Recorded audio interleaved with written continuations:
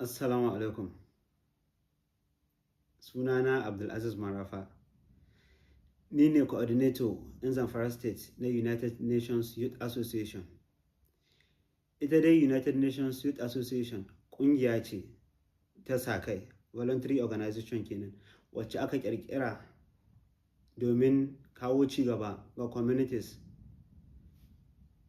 da kuma garuruwa da ƙauyuka da duniya gaba ɗaya da cities kuma.